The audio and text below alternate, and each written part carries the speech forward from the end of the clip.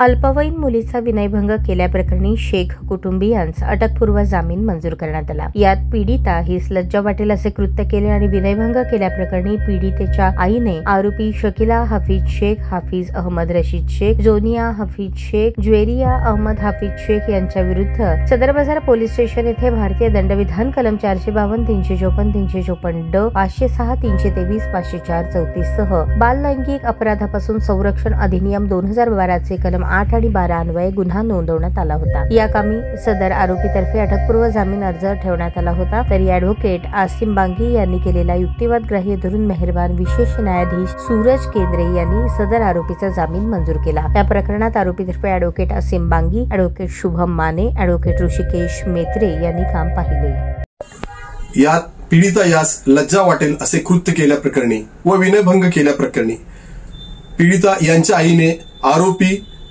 शकीला बानो हाफिज शेख, हाफिज रशीद शेख, जोनिया हाफिज शेख, जवेरिया हाफिज शेख यांच्या विरुद्ध सदर बाजार पोलीस स्टेशन येथे गुन्हा रजिस्टर नंबर 688/2024 अन्वये गुन्हा दाखल करण्यात आला।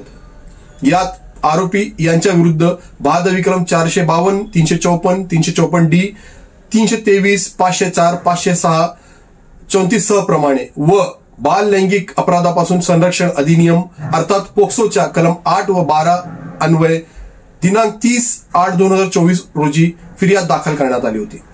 या कामी आरोपी जोनिया हाफिज शेख व जवेरिया हाफिज शेख यांना दिनांक 2/9/2024 रोजी अटक करण्यात आली होती। अटक केल्यानंतर त्यांना मेहरबान विशेष न्यायालयात हजर करण्यात आले होते। सदर आरोपी यांची अटक ही बेकायदेशीर असल्याचे तसेच आरोपी यांना अंतरिम जामीन देण्यात यावी असे मेहरबान कोर्टात अर्ज केले होते। यात मेहरबान विशेष न्यायालयाने या दोन्ही आरोपी यांना अंतरिम जामीन मंजूर केली होती। तदनंतर आरोपी शकीला बानो हाफिज शेख व हाफिज रशीद शेख यांच्या वतीने मी मेहरबान विशेष न्यायालयात अटकपूर्व जामीन ठेवली होती। या कामी दोन्ही आरोपी यांना अंतरिम अटकपूर्व मंजूर करण्यात आली होती। तदनंतर या चारही आरोपी यांच्या वतीने दिनांक 30/12/2024 रोजी या चारही आरोपी यांच्या अंतिम जामीन अर्जावर सुनावणी घेण्यात आली होती। यात आरोपी यांच्या वतीने मी मेहरबान कोर्टात आरोपी व फिर्यादी हे एकमेकांच्या शेजारीच राहण्यास असल्याचे तसेच आरोपी यांच्यामध्ये पूर्व वैमनस्यातून भांडण होत असल्याचे तसेच आरोपी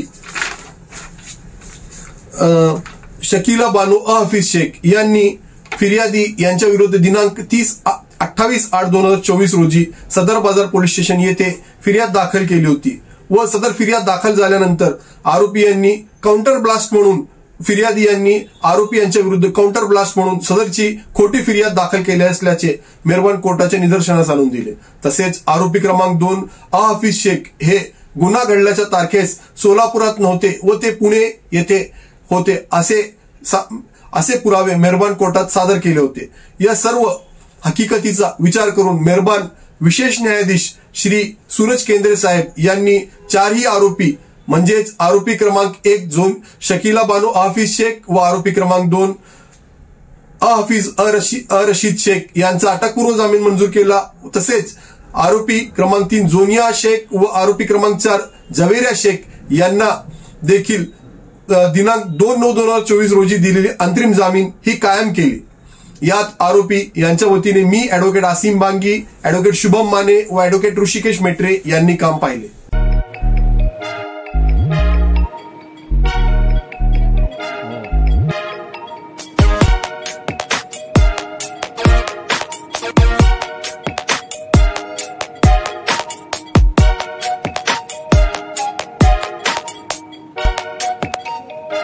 सोलापूर शहरातील सुप्रसिद्ध हॉस्पिटल म्हणजे सेंट्रल मल्टी स्पेशालिटी हॉस्पिटल मागील अनेक वर्षापासून सेवा बजावत आहे। 24 तास इमर्जन्सी सर्व्हिस, मॉडर्न टेक्नॉलॉजी, अनुभवी डॉक्टर्स तसेच अत्याधुनिक तंत्रज्ञान सुविधांनी सुसज्ज स्त्रीरोग प्रसूती विभाग, ऑर्थोपेडिक विभाग, मेडिकल विभाग आणि इतर एकमेव नाव म्हणजे सेंट्रल मल्टी स्पेशालिटी हॉस्पिटल। पत्ता गणेशपेठ शॉपिंग सेंटर, मंगळवार बाजार, सोलापूर।